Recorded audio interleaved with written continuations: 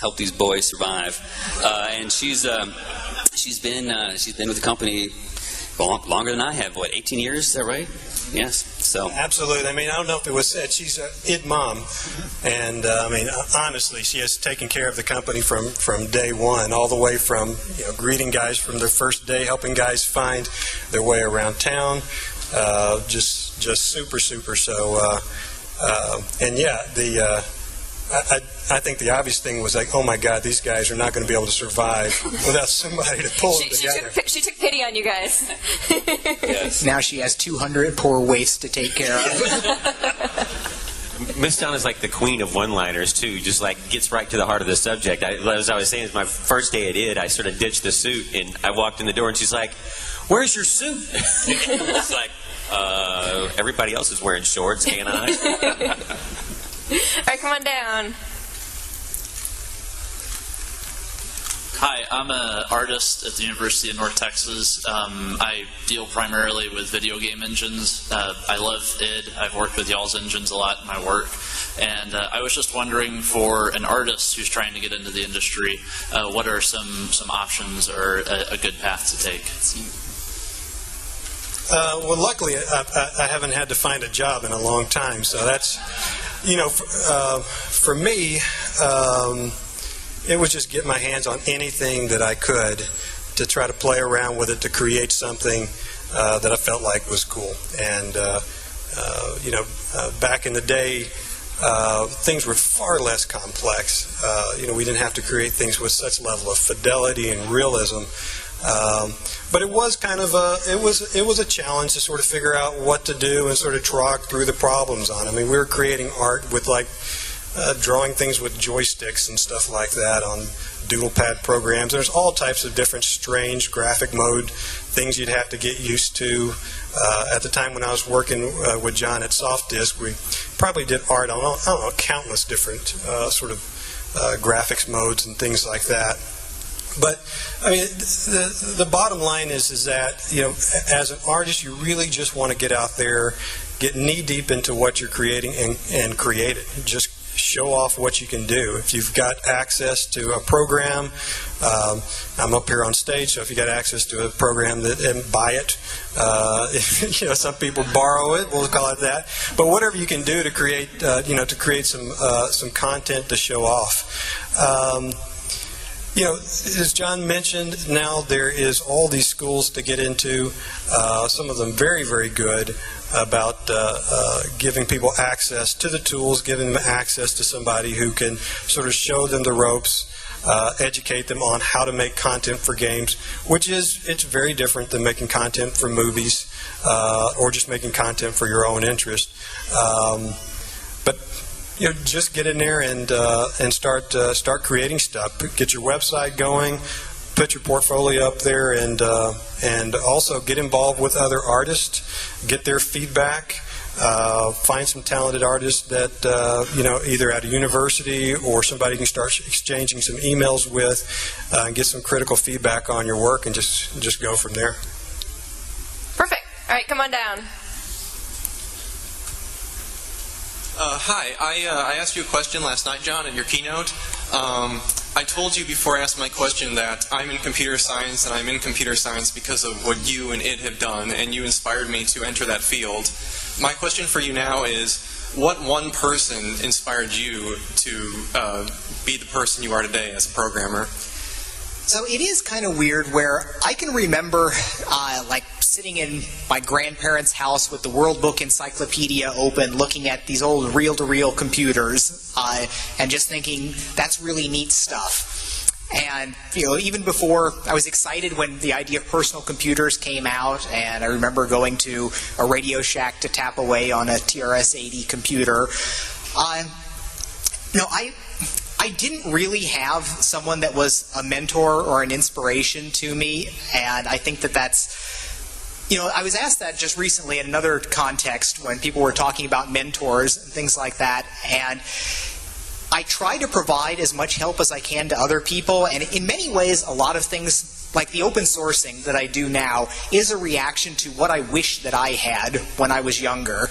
Because I can remember like hex editing and disassembling Ultima and Wizardry on the Apple II and thinking, wouldn't it be great if I had the source code to this? Not even thinking about, wouldn't it be great if I could talk to the people that programmed these things? So I was in a little bit of a vacuum, and it certainly led to me reinventing well-known things. Like Romero termed some of the early compression work that I was doing karmacizing, even though it was just kind of a half-assed LZSS implementation, but it was just something I was figuring out, on my own. And that's something that I try to impress on people today, how much is available now that.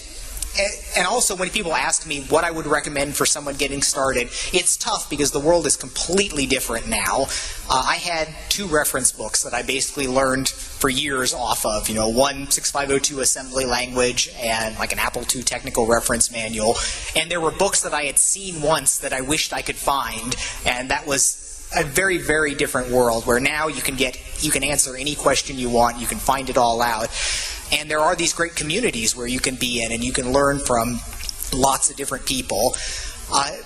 So none of that, I didn't really have any of that through the formative years. It was really awesome at id for, when I moved to the x86 platform on there, when I first started at Softisk, the first thing that I did was, oh my god, we've got all these magazines and books, and I read everything that was basically in the company. And they had a good magazine section and some good references of a lot of programming things. And the articles that I got the most out of were the Dr. Jobs journals by Michael Abrash. And that's why it was really a fine time for me a couple years later to be convincing Michael to come down and work with me on Quake 1. So I think that people that can have somebody that can guide them a little bit more and provide some mentorship are probably in. While there's benefit to doing things the hard way, the benefits, they're not overwhelming. You're better off if you can have somebody show you some of the ropes there. And where I grew up, it was always a matter of I was the smartest kid in the school or the computer department or whatever, and I also look back as not being as receptive as I should have been to learning things. And I went to 2 semesters of college taking nothing but computer courses before I dropped out. And when people ask me about college later, some people say it's like, oh, you dropped out of college. Does that mean that's what you recommend for people? And it does depend. What I say is, universities or colleges can be an information-rich environment, and I didn't take as much out of it as I should have. I showed up and ran through the project super fast and looked smart for everything, but I should have been there going and finding who is the old gray beard there that could maybe teach me Unix or something at the university, and I missed opportunities that I could have done better at. But on the other hand, I certainly wouldn't want to have been sitting around getting my master's degree instead of writing Doom. But I don't think I had an optimal path to my skill set. There's times when I see holes in things that I should have learned better. If I had known that, I would have been able to apply things more.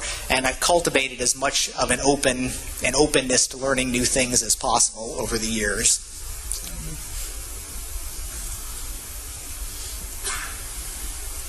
Hey guys, Dave from Rip10.com. I've got a question from my Twitter feed, and that is, what are your thoughts on the console scum that are ruining hardcore gaming?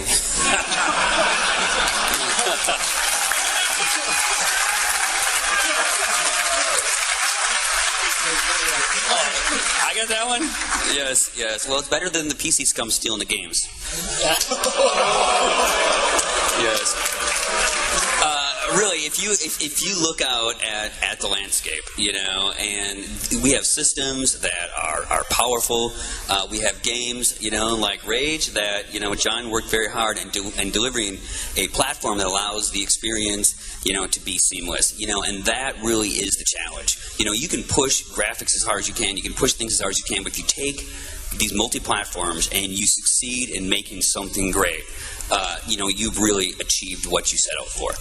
So yes, I know people love to talk about the PC and the 360 and the PS3, but listen, if you're having fun, you buy a game, you enjoy it, that is what is really important And you would not be able to have the games that are developed today without the broader reach of the console market. It does come down to, it's almost mind-boggling numbers. You're talking this many tens of millions of dollars to make the title that you're going to get. And it comes down to developing costs money. We have to pay people salaries, and if we didn't have the consoles providing this much larger market on there, we would be stuck at much less lower scoping in our game designs. So on the one hand there, that really is a positive benefit. It is true that there are things that we would do more of on the PC if that was our sole focus. But on the, I've never had the animosity towards the consoles, because when we were starting id, we had a Nintendo there. We were playing Super Mario 3 through the. That's what we set out to do. Is we were making those games on there. We wanted to bring the console experience to the PC, and the fact that we made these 3D games that wound up taking off for something not possible on the console, it let the PC differentiate itself and move itself away. But the PC has been the platform of just crazy stuff with like $500 video cards to play the games on there. Spend $500 for a video card to play a $50 game, and this is it's amazing on the one sense, and the fact that we kind of guide the development of all of this through there. But it is, in the end, it's about making games that are fun, and the consoles do things that the PC needs to get better at, and PCs do learn from the consoles. Certainly the consoles now are essentially sanitized PCs. It's very different from when we look at a Saturn or something like that, where you've got a console that is this weird, bizarre hardware thing, but the consoles now are PCs with some of the expandability sort of cut off of them. Internally, we never really ran into much. I think it went over smoother internally, working across platform, than a lot of it might have thought from outside as like, well, we're PC diehards on here. We make games. The platform that we choose to make the games for just isn't at the very top of our focus. But it wasn't the PC that made us turn the German Shepherds into rats, took out all the crosses, and made the red blood turn green. So it's worth talking a little bit about the old days where we had. I got to do the console development after Doom, where I did Super Nintendo, 32X, and Jaguar versions, and we swore off Nintendo for a decade over that kind of debacle on there, where we're like, okay, we're used to doing our cool stuff on the PC, and now we submit our game for approval to the Super Mario Club. That didn't go real well, and they're like, you cannot shoot dogs. That's not acceptable. It's like, okay, people can't bleed. It has to be green something on here. And these were just ridiculous things. We were like, this is stupid. I don't want to deal with any of this. And we shunned Nintendo for over a decade, kind of based on that experience. But we were certainly happier working with Sega or Atari on those platforms where it really wasn't an issue. And I'll have to say that I have even come around a bit on the notion of first-party requirements. And I touched on a little bit of this yesterday, talking about code quality and code and static analysis. There's a temptation to just say, we know what the hell we're doing, and anybody that disagrees with us, we don't need to listen to them.